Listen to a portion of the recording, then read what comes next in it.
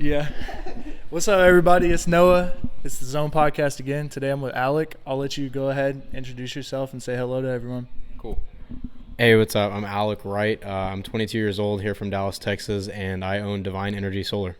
Nice. So, kind of like what got you into all this like solar stuff? You want me to take the mic? Yeah, you Usually I'll hold it, but like you're kind of far. So I'm gonna be It's fine. Right here. It's fine. So, funny enough, I actually was playing football at Blinn in College Station, and COVID came and like kind of wiped everything out. So I went home and I was working valet in Dallas, and then just one random day I was like, dude, I want to do something better with my life. I want to figure out a way that I can make money and not necessarily not work as hard, because everyone in the solar industry works really, really hard for what they do. But just some guy hit me up on Indeed and was like, hey, do you want to apply for this position? I was like, yeah. So I came in for an interview, and turns out it was a company called MBA, Modern Burgers of America. And I went in with them, had no sales experience whatsoever. So I was super green on the industry. And then first month went out and sold 17 deals. That same month became a manager for the company. Started running a team of like 10, 12 people, and then stuff started to go downhill, so transferred with another company, and then eventually was tired of other people making money off me, so decided to start making my own company. And now that's where we're at, trying to build my own company. Nice. Here, for people who don't know, I'll have a cameraman back there, so I just want to make sure everything's rolling and going good. Cool, we're all good. So with that, starting with like Divine and everything, that's an interesting thing. So a lot of people in the solar industry, they start out as like knockers and everything like that. When you ran the team that first month, when you became a manager, like were you guys knocking, or did you have any other lead gen sources? So we weren't specifically knocking. Like we did have guys that would go out and knock, but we weren't running knocking teams like places like Lumio and things like that do. A lot of those other companies are built up off of like straight knocking. We predominantly did like lead generation, so the owner would actually spend a ton of money on leads, and he would funnel them into a CRM called Sales Rabbit. You know about Sales Rabbit, but he would funnel them into Sales Rabbit, and then we would use those. We would use those leads in cold call every day, and essentially what we had to do is make 200 calls a day, or set multiple appointments for the following day or the week, and then if not, we were fired by Monday. Did you have like a base pay when you were starting? No, not at all. It was either you sell and you eat, or you don't sell and you don't eat. So I guess they were firing because they had like the lead gen and everything like that. So I just had somebody on, and they were talking about like her experience was similar. She was saying like they had like online leads, and it seems like a lot of people who found like early success started with online leads. Why do you think that is? I don't know. I think it's easier for you to. So basically, they would come in, like a little backstory in NBA. Every day we would come in and we would train from 12 to 2, when everybody's like at lunch and they're not really want to talking to people and things like that. We would train every day on like how to talk to leads and like how to build systems and things like that. So I think it's a lot easier to just start talking to actual leads and not having to deal with them face to face right at the door. But being a door knocker is honestly something very special. If you can go out and knock on somebody's door, as we consider it in the solar world, the wild. So if you can go out in the wild and knock a door and get somebody from not even knowing you to stepping on their door, having them open the door, have a good conversation, then eventually getting in home and closing a deal, there's something very, very special about that. And that's what I'm looking to get back into. I did it for a little bit, but I think that it's just easier to talk to someone over the phone rather than seeing them face to face, because you kind of get a little freak out. Like a lot of knockers go out a couple hours early and they'll get all their what's called like nervous knocks out of the way. And then by the time that it's usually ready to go, their game face is on. They're ready to knock. Yeah, so even with that, like getting their game face on, you're saying you're getting back into it. Did you do full call center at the last job, or did they have like half door knocking or anything like that? So at the last place, they did predominantly lead generation as well. They did lead generation through places like Lead Genesis, or I think it's like Lead Genesis or something like that. They spent a lot of money doing that. They had a CRM that we could use, and they also did appointment setting for us. However, I didn't really like that, and I didn't trust what the other appointment guys that they were out in the field setting for us. I didn't trust what they were saying, because I don't know what they're saying. I think it's better if I'm going to knock or have somebody knock for me, I think it's better that I know what they're saying, so that way I can gauge how they're going to go into the conversation or things like that, rather than whenever whenever someone goes into, let's say someone door knocks for you and they set an appointment, if they're just saying something random and then I come behind and close, I have no idea what they're saying. So I have no idea what I'm going into. I could be going into a one-legger. I could be going into something that's not going to close, or could have no information. But then when they were doing lead generation, I was also buying my own leads. And in between, when I wasn't getting leads in, I was like, I want to learn how to knock. Like, so I did exactly what you did. I learned from YouTube, like through Taylor McCarthy and people like that, Lumi Bros. I actually bought a course from Will Elements about how to door knock and things like that. So I've really been taking a lot of notes on doing that stuff and just like learning how people are and like interactions and how to like pull back and things like that, and just learning how to actually have good conversation with people on the doors instead of just doing predominant lead sourcing, because a lot of the millionaires in the industry are made from door knocking, honestly. Why do you think that is? I think because a lot of people, what happens is they take, whenever you get one lead, they predominantly rely on that one lead until it's completely dead, and until someone either says, okay, I'm going to sign these documents or leave me alone, essentially, or blocks your number. I don't want to rely on one set of leads that are coming in, or someone like I buy my own leads from a company called Clean Energy Experts. I also have a guy who sets appointments for me. But during those times when I'm waiting for those appointments to come in, I don't want to be non-productive. I want to be out there in the field, because I know that there are tons of other people out there that are sitting there knocking in 100-degree heat, and they're getting these deals. I mean, some of these companies are getting 2, 3, 4, 5 deals a day. I know Lumio does a ton of deals, like just with their blitzing model. They do 100 deals every single time they go blitz for a week or 2 weeks. So I know that other people are out there getting it. Why can't I be getting it as well? If I want to be a millionaire or multimillionaire in this space and change the way that everything is going in the solar industry, I have to do something. I can't just be sitting back and waiting for other people to make money for me. It's not feasible. Yeah, that's true. And then with a little bit of that, like I know VAs and everything like that, appointment setting and stuff, I know it's probably like something that you're looking in the background, like, you know, income sources, right? Like how you should have different income sources, you have different lead gen sources. Are you looking, I know you said something about like hiring a VA like in the last 2 or 3 days. What's the kind of goal behind that? So the goal is to have, like, I've got a data set of probably like 40,000 leads right now that are sitting on my computer that I don't have time to go through. So if I have somebody go through those leads for me, and kind of like essentially be almost like a call center, but with AI, it might be super beneficial, because then I could also have more appointments being set behind the scenes that I don't know about, and then allowing like things for, like, if you guys were to build me a website, having that AI software in there integrated would be cool, because customers can go to my website, see who I am, and then book an appointment directly to my calendar. So I could come back on Monday and my week could be full, and I wouldn't know it, essentially. Almost like a passive lead gen. So I want to shift gears a little bit, kind of go towards customers, right? So I have a lot of people on. They all have different stories and different stuff that they've gone through. So, like, what are those stories that really just come to mind when you first think about interesting customer interactions? So I haven't like had too many like super weird interactions. Like I've seen that you have like people that like pull shotguns out on them and guns and things. Conversation before we got on here, so just for context, yeah, we had a pretty nuts conversation. I haven't had super bad experiences. I have had one guy. I actually went out to Tyler, Texas, and we have a bunch of installs that we've done out in Tyler. We have a good rep out in Tyler. And I went to this guy's house, and on the maps it looked like a house. Like it genuinely looked like a house. And when we got out there, so a little backstory too, my girlfriend drives a C300 or Mercedes. And when we got out there, the first thing the guy says was, "This is a super nice Toyota." And I was like, there's no way this guy's just said that this is a Toyota.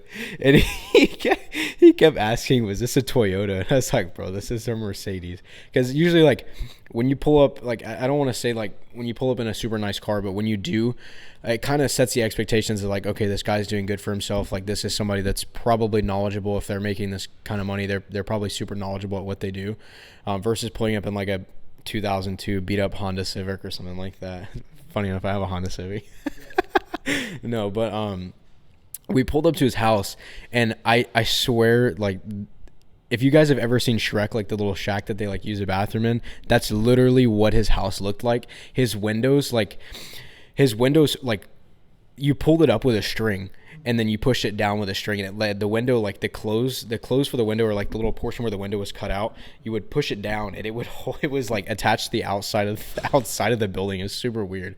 So I haven't had really like super bad customer interactions, but that was just crazy to me, because he's like, can we put them on my house and things like that. I was like, bro, you have a I was like, you literally have a shack, bro. There's no way we can put them on this shack. And funny enough, we ended up, I was like looking at his electricity bill and stuff like that. This dude had like, his lowest bill was like $4. I was like, bro, there's no way. I was like, there's no way we can get you set up with solar. And funny enough, we ended up getting the deal closed out and everything like that. And he canceled like a while later, and that was the one that I was telling you that was like a year ago. That was the only cancel I've had probably within the last year.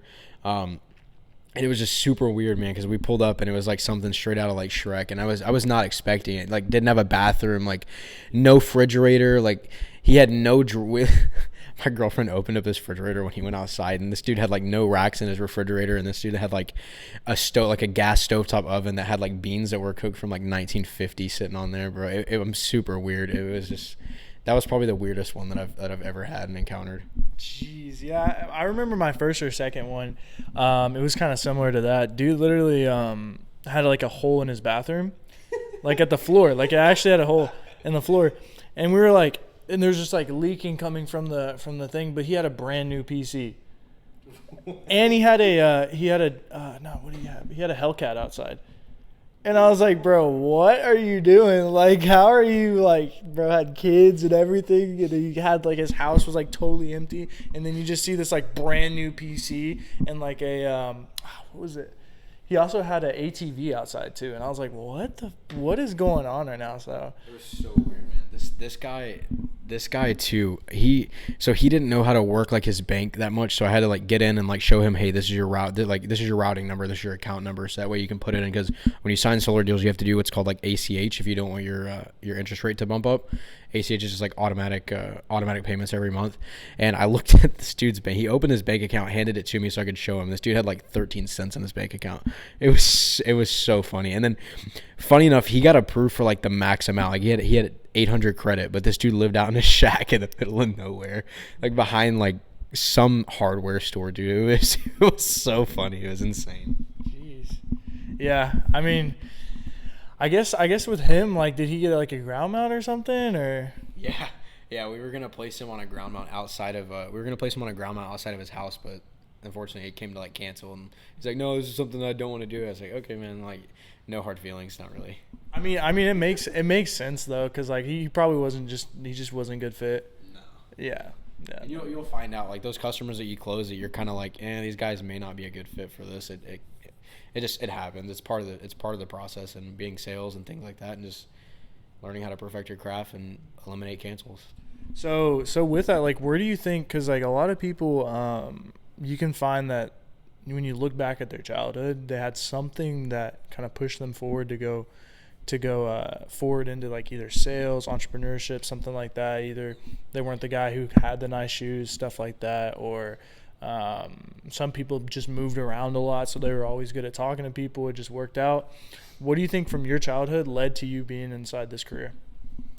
So I would start with probably football. Football translated a lot into like me being super like interactive with people, and having like an open mindset on things, and also being like learning how to work in a team atmosphere, things like that, and learning how to like, I'm super extroverted, so I'm always doing something. I'm always talking to someone. It just kind of came natural. I mean, and also like as like time came on throughout childhood, like growing up and things like that, I always wondered, like, how are these people making like this much money? Like there's got to be some secret. Like there's no way. Like always seeing my mom and my dad struggle. They were both divorced. They got divorced when I was 5. So seeing them struggle and things like that, I was like, dude, I never want this life for myself. Like I want to become the most successful person I can be, no matter who it is. Like I want to start with being the most successful person in my family, and then translating that to the most successful person at my company or a company, and then building my own company. And also like growing up seeing like a lot of these people with like Lamborghinis and stuff like that, and just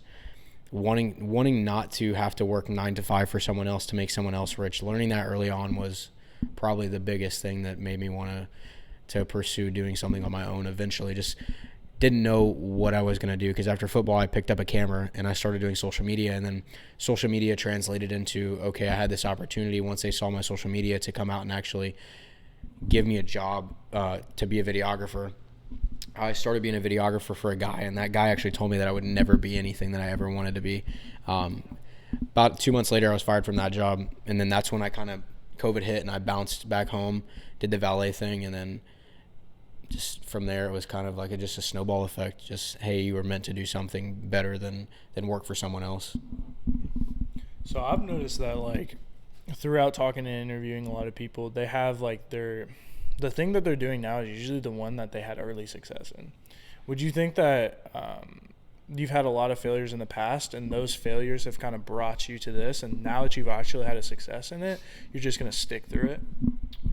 I would say that first and foremost, every industry is never going to last as long as you think it is. So if you're good at something, milk it while it's here, and do everything that you can to build upon that industry, and then take whatever money that you make and use that money to invest into other assets and things like that can build you residuals, or allow you to, if that industry or market goes down or it crashes at any point in time, that you're more than taken care of. So that way you don't have to essentially restart. You have all of your money that you've made invested into other things that are making money for yourself, just besides doing like solar. But I would also say that I have had a lot of failures, and like starting again with football. Like I never thought I was going to go to college to play football. I never thought I was going to get I never thought I was going to get a scholarship. Just me being so short. Like I'm 5'8", I'm 180 pounds. Usually they want people that are over 6'1", over like 185, 190 pounds to play football. Showing coaches my highlight reels at the end of my senior year, and cutting the time like super short. Then I finally got like 5-6 offers, and I went to play, and then kind of COVID hit, so that kind of fell out. Started doing e-commerce, and then my first Shopify store was actually when LED lights were becoming super big. So I started up one of those companies, or I didn't start up a company, but I ran a website and things like that. Got a few sales, and then it kind of bounced back and forth, and then kind of bounced into like doing TikTok when it first came out. Got super, super engaged with that, built a cool fan base and people that love to see my face every day through that. And then just snowballed effect, I mean, in all honesty. And then as soon as I got into the solar space, I learned as much as I possibly could. Like I'm a super, super hands-on learner. So that training every day for 2 hours a day really, really helped me excel, and really showed me that I could learn everything that I need to in order to do something on my own and not do it for somebody else. And just, yeah, a lot of early success, if I'm being honest, just learning everything early on. So with that, like people who are seeing people who are seeing a lot of failure in what they're doing right now, what would you say to them? Should they look for something new? Or I guess it all comes on a continuum, right? Like either, like when do you know when to switch, and when do you know when to stay?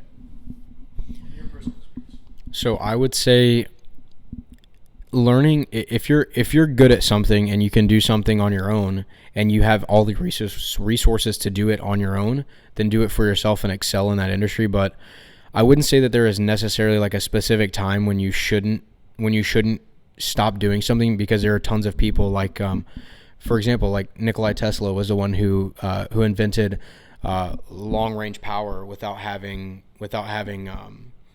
like telephone wires and things like that, like telecommunication services, like our phones and things like that. And he had many, many failures over that. And then one day, just out of nowhere, it finally just clicked like that, and he became super, super wealthy just because he invented not long form transportation, but long form electricity that can go anywhere with you. I would also say that if you can do anything on your own, do it yourself. Ask the question one more time, so that way I can. Honestly, I had something in my head and it went away. No, it was like when do you switch out of, if you're seeing a lot of failure, like when do you switch out and go to something else, or when should you stay? Okay.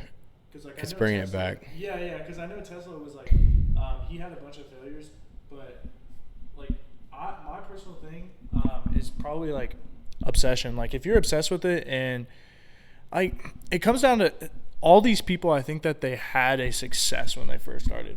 Like Nikola Tesla wouldn't be doing all these things and going through it if he didn't have one success in the beginning. So he probably was like, somebody told him he was really smart, or somebody was like, hey, this is where you're at. Or maybe he figured out like an engineering project and it was like, oh, this is fucking awesome. And then he was like, I want to keep doing it. And when he kept failing, he still remembered that first time of success. Like even Mr. Beast, dude, even though he had like throughout his journey, he had like terrible things and he kept failing and failing. His first video, I think, got like 2,000 or 4,000 views. And he was like, holy shit, I like this. I want to keep going into this. Even with your story, right? You became a manager the first month. So you're like, damn, even if I keep failing, like that first dopamine hit, this is my thing. This is what I'm going to keep doing.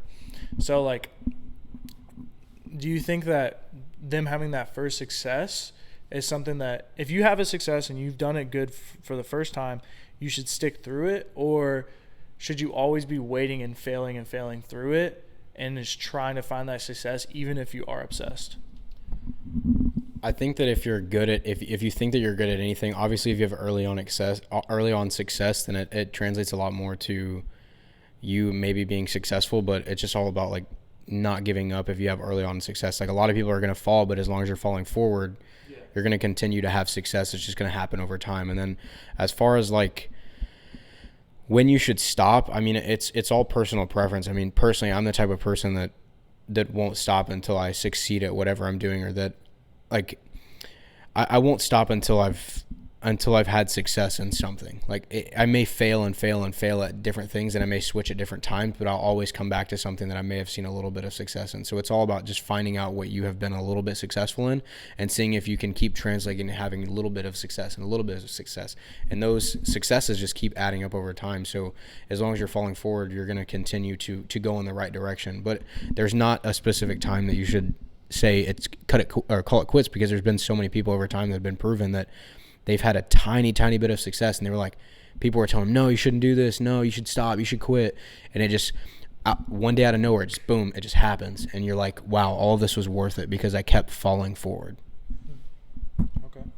That makes sense. So kind of bringing it back to the switching gears a little bit. You talked about brand and your TikTok brand and everything like that.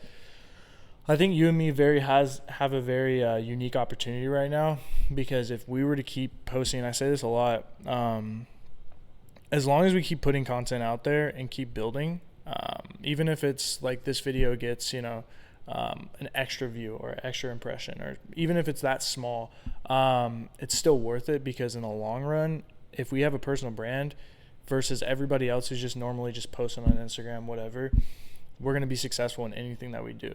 Do you agree in that? Or?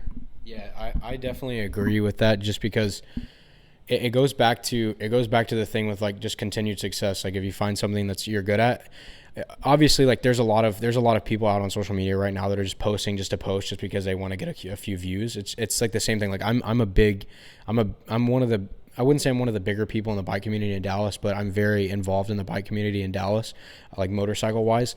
And there's a lot of people that just post, and a lot of those bikers post without their face. So like cops won't catch them and things like that. But they post, and they just post the same thing that the other person is doing. And it kind of falls back into like, on social media, that's why I show my face, and that's why I keep trying to be myself so much on my social media and things like that, and do things that I know that I would want to do, because eventually it's going to get seen by someone. It translates back to the keep doing the same thing, that fall forward. But as long as I'm showing like my personality, or we're showing our personalities, we have a very unique opportunity to grow these things, and that still translates to like customer acquisitions and people reaching out to you and things like that. So I personally like to show who I am at all times, and I like to show my face and my life and who I am. And then I also like to post like comedy stuff, and then as well as like some solar stuff here and there, some bike content. I don't like to like traverse just to one thing. Like I want to be like known for multiple different things, because the more things that you're known for, the more outreach that you're going to have against different other people and different niches and things like that. And it all translates, and it comes back to that will eventually help you build a business, because people will see a relationship side of you, and they'll be able to trust you and things like that, with just knowing who you are as a person, and not just who my company is or who your company is and things like that, if that makes sense. Yeah, so that you kind of went into a different point there of, becoming your own niche, as Gary Vee would say, like becoming your own niche. Like you are a combination of several niches. That's definitely something I would want to hear right now because I have just the podcast and then I just post my post over there. And I was like, man, like I started to niche down just to solar and salespeople. And in the beginning, I had like this person here, this person here, this person here. And I think that as a whole, like just being I think I would have to disagree with you because I feel like you do need like one niche. No, you do, definitely. I definitely think you do need one niche over time, like as it comes, but just when you're starting out, just trying to see, like, you put out enough content, something's going to stick, like, and once you find what sticks in, yes, then niche down. But I also think that, like, people should know you for who you are and not just one specific thing, because it translates back to, like, my girlfriend's doing real estate, and whenever people are going to buy real estate from her, they want to know who she is and how she interacts with other people and, like, what her story is and what her background is. Like, I had a customer yesterday that asked me a question. Like, she asked me that one of the exact same questions that you asked me is, like, how did I start, how did I get into this industry, and, like, how my life has been and things like that. And I've never had a customer ask me that question,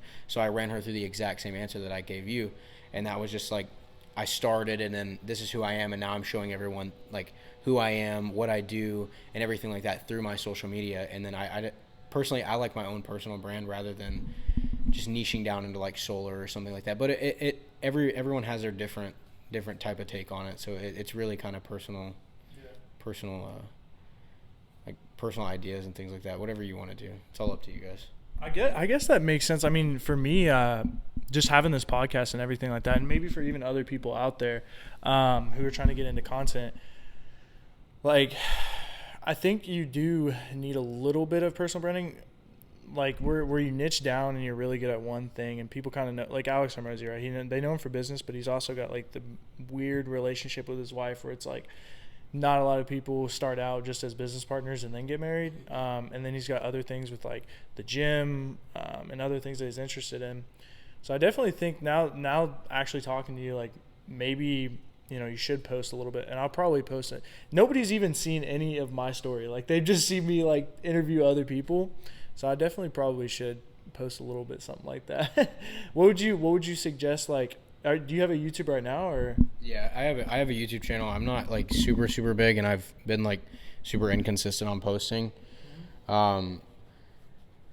But I want to get back into posting and creating content for people when I'm less busy and things like that. But another thing I wanted to mention is, like, there's super big people in the industry, like, that, not even in just solar in general, but like in the content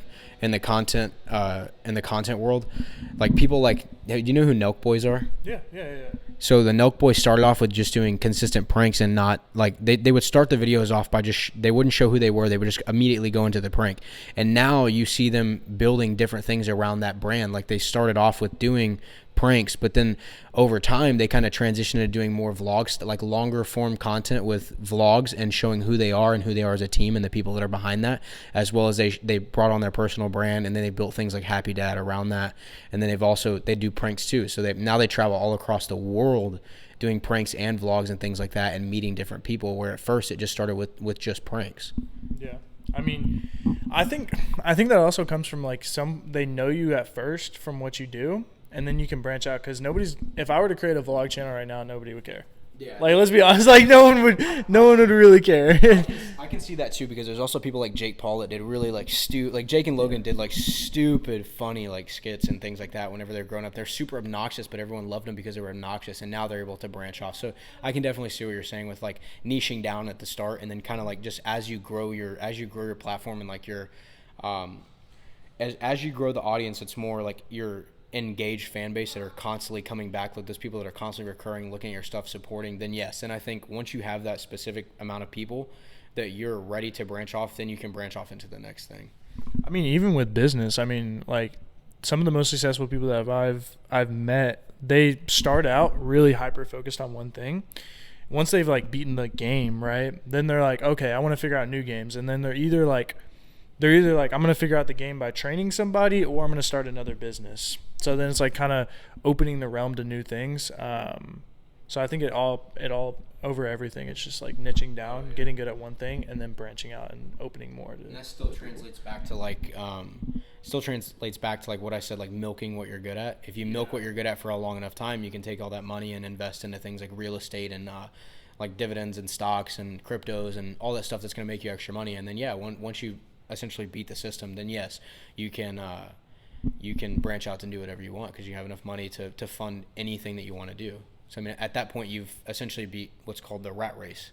So you have enough money, and like there's a guy, Sebastian Georgiou, on YouTube. He's very, very good with like wealth and financial advice. I like his line. It's called the FF line. It's called the financially free line. Once you get above that financially free line, you have enough money to do with whatever you want. You can do whatever you want on a daily basis because you know that every single month your financials are going to be hit no matter what because you have enough money constantly coming in that's recurring every single month.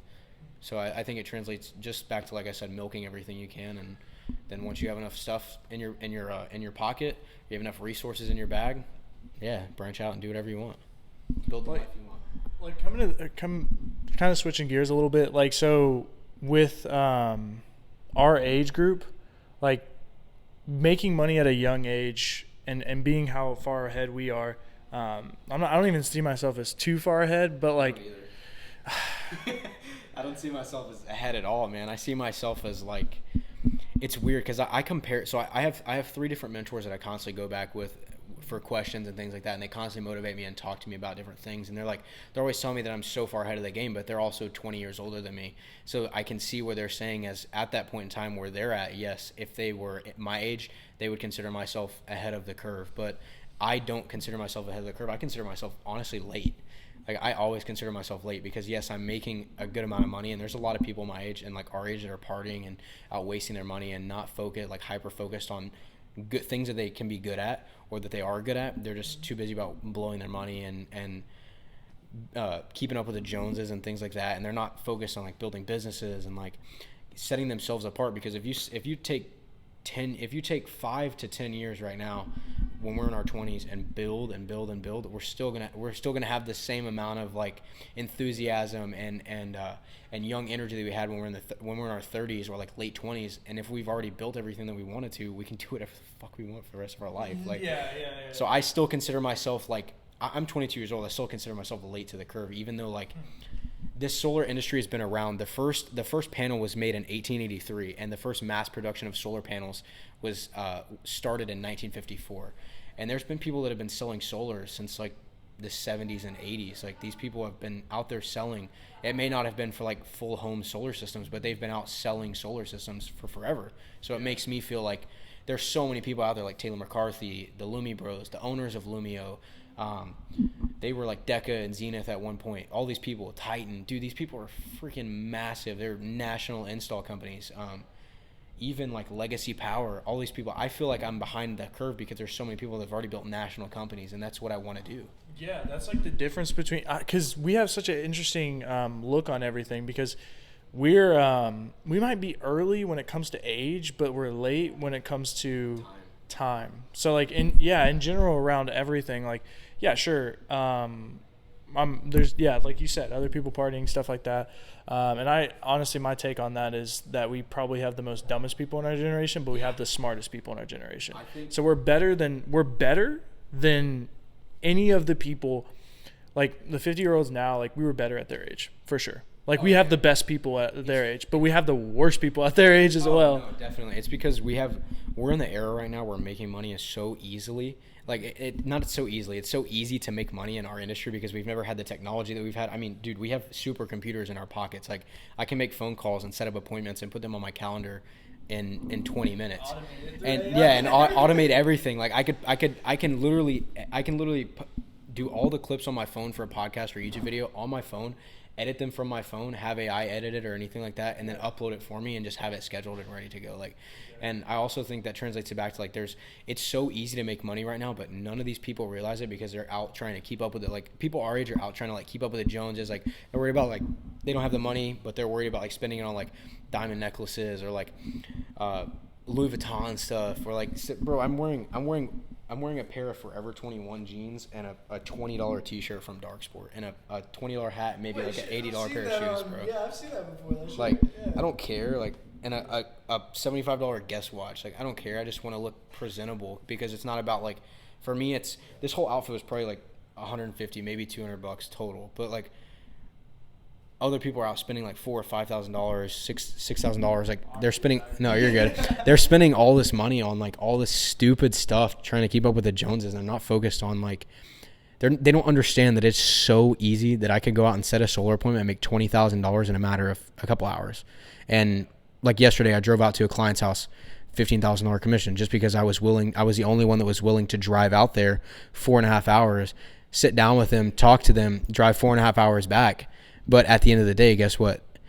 People work all day long and they make $18, $20 an hour. And some people are on salary. That's cool. But if you add up all this money that they're making over the course of time, you divide that by the number of days or the number of hours that are in a day, and the number of hours that they're working during that day, they're still making minuscule amounts. I mean, people are making like $100 a day, 150, maybe 200. Like doctors are making like $500-$600 a day doing what they're doing.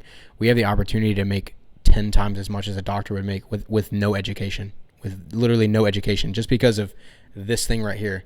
Like, dude, I don't even watch movies. I don't watch movies. I don't watch TV shows. I watch strictly YouTube. Like, I'm the same way. I can't even watch TV anymore. No, dude. Like, I used to when I was like 16, 17, but can't even do it anymore. It's terrible, man. I'm so hyper focused on what I'm good at. Like, and obviously, like, I have deals canceled. Like I told you before this, this is the first like 2 deals that I've had canceled within like a year. So it's hitting me pretty like stagnant. Like I'm really like overwhelmed, like 2 deals canceled, but I'm still like thinking about, okay, where's the next deal coming? I close a deal. I'm like, okay, let's get to the next one. Like I'm still stressed out. Like it's not like, okay, I close this deal, I make this money, and then I'm like, okay, I can just chill back, I can relax. That's not how my mindset is. My mindset is completely different. It's like, okay, let's get the next deal. Where's the next 2 deals coming? How are we going to get more people to scale this company? Like, what are we going to do in order to make myself financially free? And essentially, like, with my company, I want to make as many people millionaires as I possibly can within this industry, and teach them that there are ways that you can actually set up a customer and have them to where they never have a solar bill again. There's ways that you can talk to customers and get them to get 10, 15 referrals from you, or get them to give you 10 or 15 referrals, things like that. Like there's so many things that I could do on a daily basis that could just translate to more money. And there was a really cool saying that I heard someone say on a YouTube video. Like I was watching, like I do meditation every day, like 20 minutes of personal meditation now, with people that are on my like e-commerce group and things like that. We do this stuff so that way we can keep our mind relaxed and go into the next day open, and journaling and things like that to let us know that, okay, 10 years from now we're going to be in the same position that we are in, but in a higher position, as like we've excelled further. It's just going to be the stresses are going to continue to add on no matter what you're doing. It's about how you manage all these things. And the cool saying that I heard was, there's no one as stressed as a 20-year-old trying to be a millionaire. Like in this world, there's no one that is as stressed as that, because we're constantly like trying to figure out what's the next move, and trying to figure out where the next source of income is going to come from, or what we're going to build, or what avenue we should go down, things like that. Like I picked up a football, and I never thought I was going to be good at it. I was good at it. I went to play college football. I dropped out of college because I was like, this is not what I want to do. I started back at square one and did valet. And then after valet, I tried to do e-commerce, failed. And then I picked up solar, got good at it. And now I'm trying e-commerce again. So it's crazy. I mean, yeah. And if you're failing, anybody out there who's failing out there, like, I know we said find your first win. But I would say just try everything. Because once you try everything, when you get that first win, because I really think that you need that first win. If you gave something a shot for 3 times, like you give it 3 is a magic number. If you give that thing 3 tries and you're just not hitting anything, just drop it. Like I really think that, because I even when I first started in solar, I didn't hit a deal for like 6 months, something like that. And I had a very different like thing from you. It's about the people you surround yourself with. I'm pretty sure they had an amazing program. Everybody who's had success in solar has had an amazing program. Don't do what I did. I did the most crappy, terrible way to start in the solar industry. I went into a small business that they didn't really have much time to train me. Wasn't able to get all my hits in, didn't have a manager who sat there and was like, okay, you're doing this wrong, you're doing this wrong, go ahead and fix this. Didn't really have that. And I also had like just an install crew around me. I didn't have sales guys. Sales guys are going to be your thing. Don't be a lone wolf. All that stuff is bull. I mean, I know Andrew Tate says it all the time. He's like, don't be a lone wolf. Like, why would you do that? Be connected with other people. I can understand the lone wolf situation once you've like made it to the top. However, Yeah. even when you've made it to the top, you still have like, for example, there's another. I'll hold this over. Yeah, no, you're good. I'll wait till you come back. There's another saying that says that the hardest money that you'll ever like have to save is your first 100,000. Once you get to your first $100,000 that you've saved, and I'm still working on getting to my first 100,000. I can say this because I'm in it right now. It's hard. It's rough. You have expenses. You have things you have to pay for, and things like that, and little setbacks and stuff like that. But saving your first $100,000 is going to be the hardest thing that you'll ever do. And then once you get past that, you're going to start finding out that there were easier ways to get around this. Over that course of time of you saving that 100 grand, you're going to find different avenues and different ways to make money. So that way, when you get to your first 100,000, my first million is going to be 10 times easier to make me, because I'm going to surround myself with people who are smarter than me. Who know how to make money faster than I do, and take those extra things that I've learned along the way to saving my first 100,000 to making my first million and saving my first 100 million, or making that first million and then making 100 million and things like that. Like, my goal is to make over $100 million. Like that's my ever ending goal. And I probably won't stop until I get it. Like, I'll probably die before I stop, like, in all honesty. But I also, it's all a mentality thing too. Like, I think I have a different mentality than a lot of people. And I want to be the most successful person that I could ever be humanly possible. I want to be the person that owns the company or that owns a skyscraper, not the person who's working in the building. Yeah. Not being on that valet anymore. You're way past that now. From there, like, how do you kind of utilize tech in the business that you are in right now? So I haven't used a lot of AI to start my business at all. I've kind of done a lot of hands-on stuff, like hands-on work, like designing and things like that, and doing my own thing. But I definitely think that AI will play a big part in my business in the future, just because once I have the capital to do AI, it will automate so many things for me, make my life a lot simpler. Like, all the little small tasks right now that I think are very big in my head, or seem very big in my head, or make me super stressed, shouldn't make me as stressed as they are. I should have something that automates that system. And it's like having a personal assistant right now and things like that. Like, I was watching a video too last night where a guy said that he fired his lawyer. Yeah. Oh shoot, I saw that. That was Luke Bell. Yeah, he fired his lawyer, and his lawyer was like X amount of dollars every time he picked up the phone, and the lawyer would keep him on the phone for as long as possible to run up his tab every time he called him. And then he went and asked AI the exact same question and got damn near the exact same answer with AI.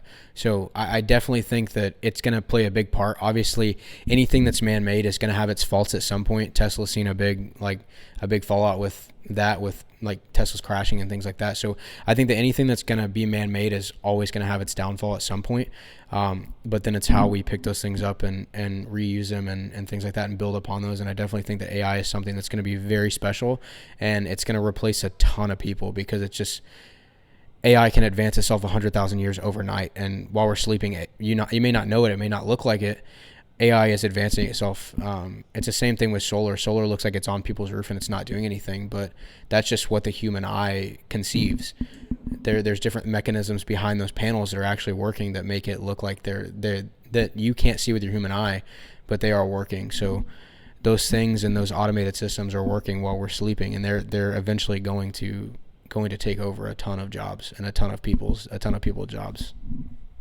Yeah, I mean, I don't even think that people are scared of it, and the fact that it's going to replace humans. I have so many people on Facebook that are, it's going to be help in so many good ways. Yeah, it'll be. So who's going to lose in this scenario is not going to be humans versus AI. It's humans without AI versus humans with AI. So it's like, if you're in that group, you're just not going to make it. Like, if you think of it like, oh, it's going to be something that's going to be bad, and it's going to be like, I get texts all the time where they're like, AI is a job killer, and this is that and the other. Like, yeah, those people who are, if you're one of those people, go do plumbing. You can make a fuck ton of money in plumbing. Like, right now, you can make a lot of money. So like, yeah, you can make a lot of money in that. But I'd still implement AI in that business, because you still got contracts. You still have things that you want to automate. So it's like, because you're going to be the plumber that doesn't have AI, and you're not like the other plumber is saving 6 months of time doing his stuff. When you compound all the time that he's took in a year, he's probably saving like 6 months of actual like writing down paperwork, sending out those texts, sending those things over, maybe even content, he edits his content, whatever. And then he's like got like at least 3 months of whole time that the other plumber is just spending that time on. So that person is just going to whip him out. Like it's going to be done. Oh, dude, so I have like now as an owner, I'm seeing a lot of the things that like, with every company that I've been at, I've tried to take something that they've done that's bad and tried to translate into that. How can I make this better? And how can I do this better than I did, and translate that into building my own company? And now that I'm trying to scale and do all that stuff, I've realized that there's so many little stresses that could be taken care of by someone else. Because it's 2 or 3 o'clock in the morning every night, and I'm still up figuring like where's the next deal coming through? What do I have to do tomorrow? And it's stressing me out, and I can't go to sleep. But if you have systems in place that automate those things for you and take away those little stresses, you can go to sleep. Like obviously, guys' minds are like men's minds run constantly because we're in God's eyes, we were the people that are made to do all the work. Like the wives are supposed to stay at home and fend for the children and do all that stuff, and the guys are supposed to be the ones that are hardworking. So our minds are programmed and wired to constantly think about how we're going to do the next thing. But as long as you have those little stresses automated, and like I'm a huge like systems and processes guy now too. As long as you have those systems and processes in place and things like that, it should take away so much stuff and save you like 6 months, like you were saying. Like, dude, people have no reconciliation for understanding how much stress an owner of a company has and how much stuff he can put in place that could implement this stuff. Like just surrounding themselves with other people, or like systems and processes like AI that could benefit and they could use to their advantage, because it could help people scale like their company from being a $10 million company to a $100 million company, or from a $10,000 company to a $100,000 company. Like, yeah, this whole podcast wouldn't be possible without AI. I'm going to say that right now. Like it's not, I do like 3 or 4 videos, and I run a company that, AI automation agency, and for solar and roofing. I work on that company all day, and then I also sit down and I do this as well. And if I didn't have AI, like it wouldn't be possible. I wouldn't be able to edit. I literally, editing takes me 10 minutes of video. Like now it only takes me 10 minutes of video. Like these are kind of raw clips. Like I only edit probably like 1 out of 5 if somebody like didn't want something said, or like I jump up and walk away, something like that. Those are the only times I really edit these, but the rest of them, clips are going viral right now. So like all I really care about is like getting the clips out, and there's an AI tool. Anybody out there, I'm gonna put you on some game. There's called Optus Pro, or to use Video with a Y. And those 2 softwares have like crazy amount. Like I have they only give you 75 minutes, so for your free amount. So like I have 6 emails signed up on one of them, just so I can have like multiple amounts of accounts. And then I'm honestly going to get some of them paid versions, just because I can have like, they give you like 200 minutes or something like that. And then I have Optus Pro loaded up too. And it's like all those things, like they just put you in it, and then you can finish the edit in like 5 minutes, because it's like comes pre-edited and it's done. You know how many hours I've spent looking for an editor on Fiverr? Yeah. Bro, I'm tired of looking for editors on Fiverr, and I'm tired of spending 5 hours editing. Like it's not like I don't like doing this type of thing. Like I love editing. Like I absolutely love it. More efficient. Yeah, but it's just like you said, just making it more efficient and helping out, man. I can't sit down on a computer for 5 hours and edit a video right now. I'm too busy to do that. There's no way possible I could possibly do it. And you also have to think about it, like take your income that you make monthly, divide that by the amount of hours that are in a day, and then the amount of hours that you work during a day, and that's how much you're making per hour, and then weigh that option out and say, okay, would it make more sense for me to pay $60 or $100 a month for this AI system when my hourly wage is like $7 an hour? Or would it make more sense if we're in the positions we're in right now, we're making $100, $200, $300 an hour, things like that? It doesn't make sense for us to put our eggs into that basket that's not making us that amount of money. It makes sense for us to automate those things and put those systems and processes in place. Yeah, I mean, honestly, I have one more question for you, because a lot of people who are out there just don't think the money's possible. Even for me, like I still haven't hit my 10K a month. Like, I'm gonna be honest. Like, I haven't hit that yet. It's been a belief thing, and that's why I'm surrounding myself with more people that are like, dude, I'm looking for $100,000 a month, and then if I get around somebody who says $100,000 a month, that's gonna be my next goal, and that's not gonna be $10,000 is not gonna be anything to me anymore. So building up those skills and everything like that. But for somebody watching right now, like, to give them a little bit of inspiration, like, what was your best month that you ever had in solar? So far my best month has been anywhere between 39 to 42,000 in 1 month. And that was absolutely grinding, like, day in, day out, just going from appointment to appointment to appointment, like, not getting a lot of sleep. That was me grinding my e-commerce business at night, selling one of my motorcycles and making some money off that and things like that, doing some other cash things. But man, it's always a constant grind. But as long as you're grinding in the right direction, you're falling forward. There's no reason why you shouldn't be able to make $100,000 a month. I mean, that's my goal too right now, as well, to make $100,000 a month. But also my goal is not just to have one $100,000 a month or one $40,000 a month. It's to make those months consistent with each other and say, okay, now I know that if I'm out here making $40,000-$50,000 a month consecutively, bro, I'm getting it. Like, that's how you know you are absolutely grinding. Like, you're getting it. Like, bro, there are so many people our age that are still working as valet attendants, and they're still working at like Mod Pizza or like Subway or Walmart, things like that. There's so many people that are doing that, and they don't realize that they don't have to follow in the same footsteps that their parents did whenever they were kids. It's the same thing as like a lot of people, like a lot of parents nowadays will tell their kids, why don't you buy a house, things like that. Bro, you can't pay for a $500,000 house, because that's like the bare minimum right now, like in the area that we live in. Like in DFW, the bare minimum is like $300,000 to $500,000 for a house. You can't pay a house like that with a $20 an hour job. You just can't, bro.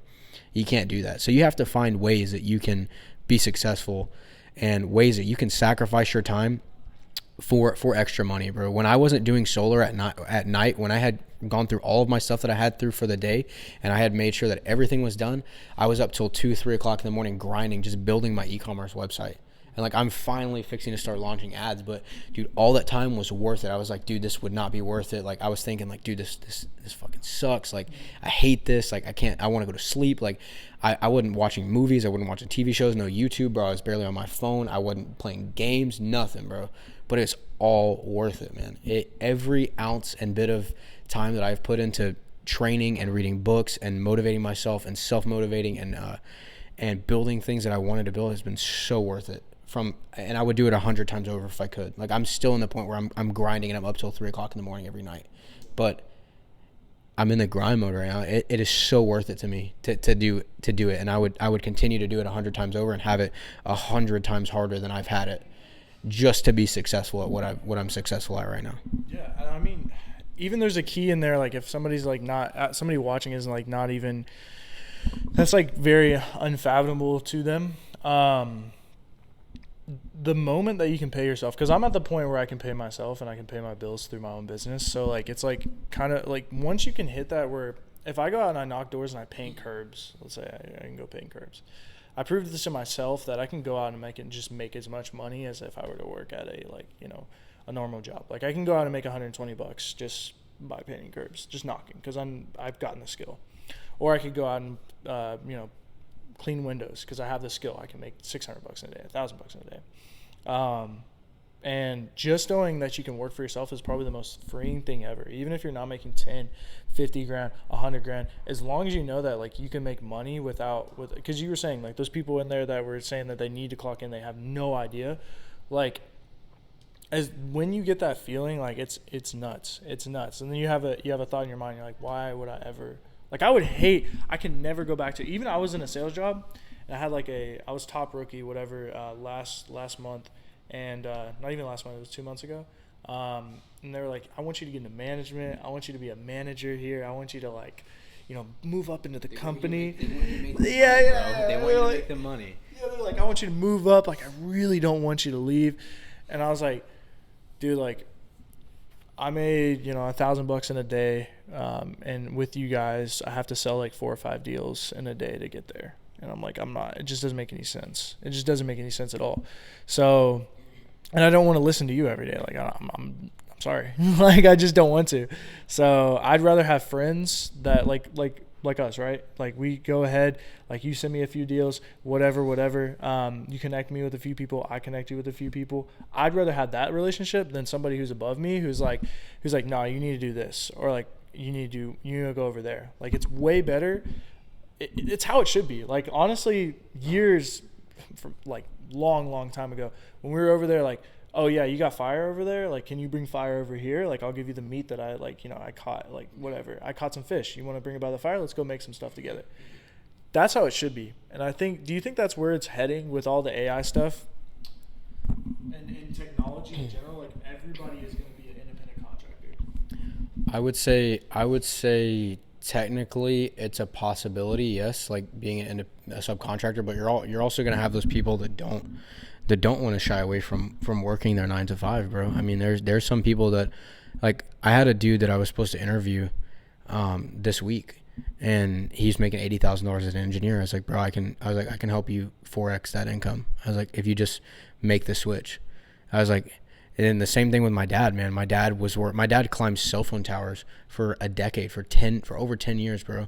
Like from Arizona to New York to Wisconsin, like Arizona, Florida, like all that, bro. And he was making $100,000, and I told him, I was like, dude, I will help you. It's going to take some time, but I was like, I'm not just gonna feed you, man. Like I'm not gonna feed you. I was like, if you make the decision on your own to say I'm all in, I will help you. And I think that I definitely think that that's how it should be. I definitely think that more people at the top should be willing to help people that were in the same position that they were 10 years ago. And I think that, I don't say that would close the wealth that would close the wealth gap. It would more open the wealth gap. Like there would be a lot more people. Like there's a gap right now between like low class and people who are millionaires and multimillionaires. There's a huge gap. And I think that we could take some of these people that don't know that they might be good at something, that could be good at something, and we can make it possible for them to live the life that they've never had. Do you think everybody can be rich?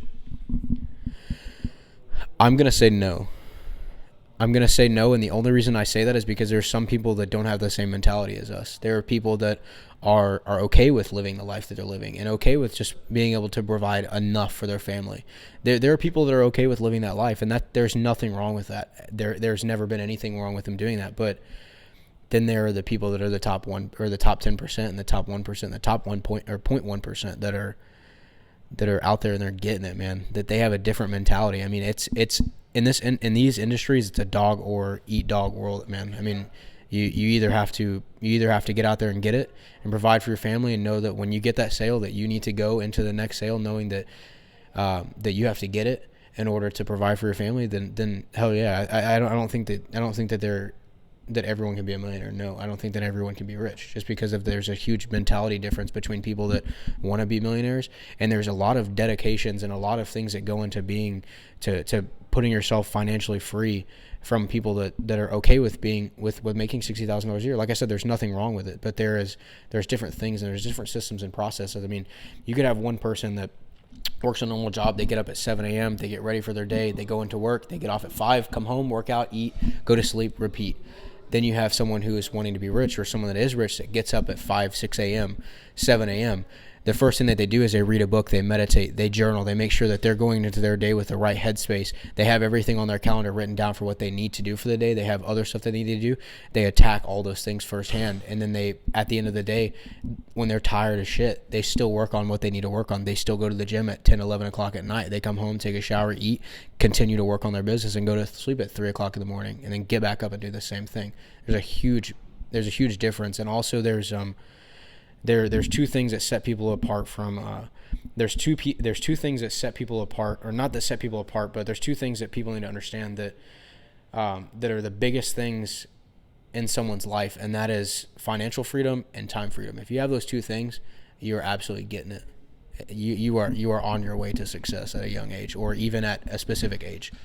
And I think that those are the two things that people need to understand, is that when you have those two things, you are grinding, like you're getting it. Do you have any other, we're getting close on time, so do you have any other things you want to leave with the audience? I came on this podcast today and I said all these things that I don't say it to be like I don't say it to be like boasting or things like that, or to make you guys think that you shouldn't be able to do this, because you can definitely do this. Like, I was a normal kid. I was going to college. I was playing football. I was fixing to take out a loan to go to a Division II college to play football, and I just realized that this wasn't what I wanted to do. And you guys are in the same exact position. You can do the exact same thing. And I highly suggest that you guys find something that you can do and something that you're good at, or something that you think that you want to do, and at least try it. Give it a shot, man. If it doesn't work out, try something else. Just continue to try and try and try until something works out, because you can, if you have the same mentality that me and him have, or that other people that are surrounded by us have, or you are lower in an income bracket or things like that, or you're in the same position that I was 2-3 years ago, and you have the same mentality, to just try, man. Just give it all you've got, or give multiple things everything that you've got, until something either works or it doesn't work and you cut it out, or if something works, you continue to grind at it. And just because you can be in the same position that I'm in, or that someone that's above me, because there are tons of people that are in way better positions that I'm in, and I strive to be those people on a daily basis and on a yearly basis and things like that. And I say that you guys should give it a try, man, because you never know what you could lead to in life. You have no idea what could happen. One day you could be homeless and broke, and the next day you could be a multimillionaire, just because you invented something or you found something that worked. So just try and never give up, man. You can be whatever you want in this world, and don't let nobody tell you different, because if they tell you something different, they're a fucking liar. All right. Well, there you have it. Any of the stuff you want to put in the description, I'm going to have all of his links in the description. Check them out, and then tune in for the next episode. All right, cool.